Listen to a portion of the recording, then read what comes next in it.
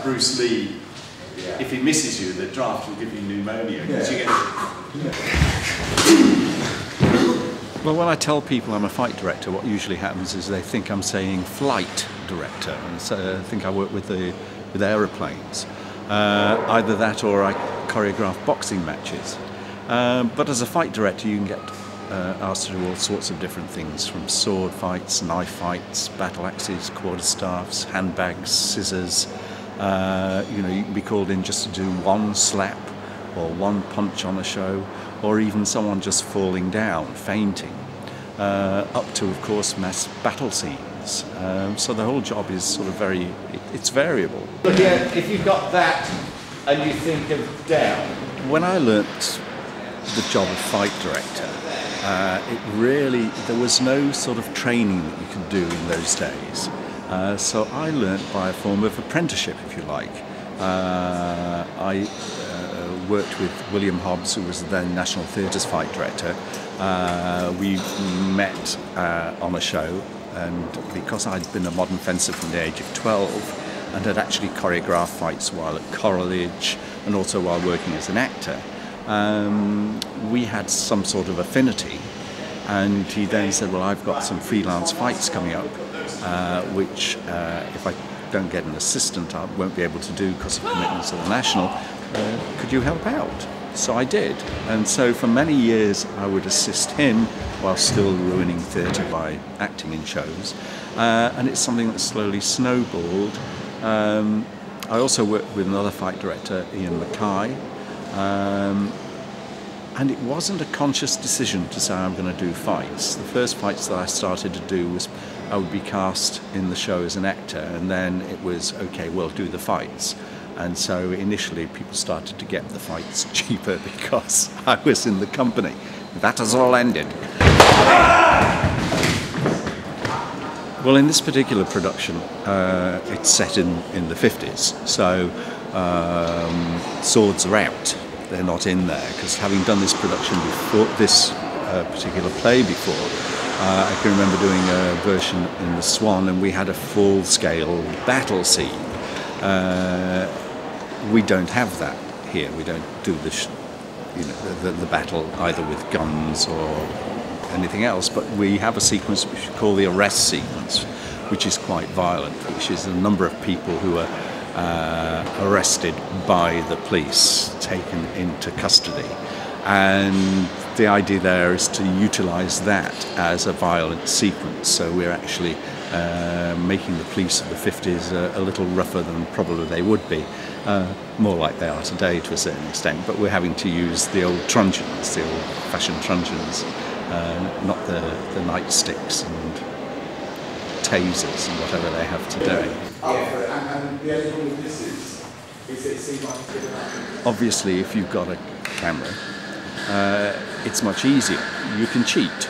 The camera can find the correct position, the correct angle. You work on the stage, and you've got to get the actors into the right position and the right angle so the audience don't see the fact that they're not actually getting hit in the face. You come to the Royal Exchange, and obviously you've got a different set of rules from proscenium arch theatre, because the audience is 360 degrees. Strike you no longer, I will have that Gallister. Cannot see the king, King of Heaven, perhaps, no other king. It's making every blow count, making each bit of the storyline read on stage, so it doesn't just become a rush, because then it just becomes risible. I mean, as soon as you do anything physical on stage that has to look like any form of violence, then there is an element of risk. The thing is that you eliminate as much of the risk as is possible, but you are working with human beings, and human beings are fallible, and so it is a question of being very, very strict with them, that what they do regarding making eye contact, regarding the distance that they have to be between the person they are fighting or hitting or even struggling with, what happens, because struggles are actually just as dangerous as sort of hitting someone with a fist or kicking someone. because as soon as two people come together, there's elbows, there's knees, there's backs of heads, there's noses. We'll always find a way to get in. So a struggle has to be worked out even in the minutest detail to make sure that no one actually gets hurt by other parts of their body. That's it. That's it. Okay? That's it. And it reads from behind, doesn't it always? Yeah. But it is a question of discipline. You can't just fake it. You can't just sort of, oh, I'll do it at this point. Everything has to be absolutely worked out. I've actually been very lucky regarding injuries. There have been injuries. It would be foolish of me to say that there hasn't. There have been actors who have punched other actors. There was a case of an actor in a battle sequence. I think he got hit on the nose with a shield. This was at the RSC. And I believe that did damage his nose. But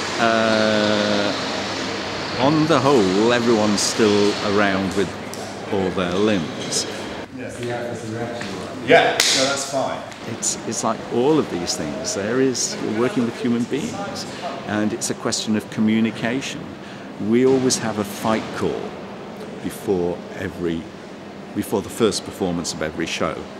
And what that is that if something goes a little wrong the previous night, even something is slightly different, it's something that the actors can talk about and then go through it, marking the fight through, then doing it to make sure that everything's going to be absolutely safe. Because what happens at the end of a show is the actors, go for a drink, go home, what have you, and don't necessarily find the person they're fighting with and say, look, we had a problem tonight. So you need a set time when they meet, can discuss any problem that they've had and can correct it.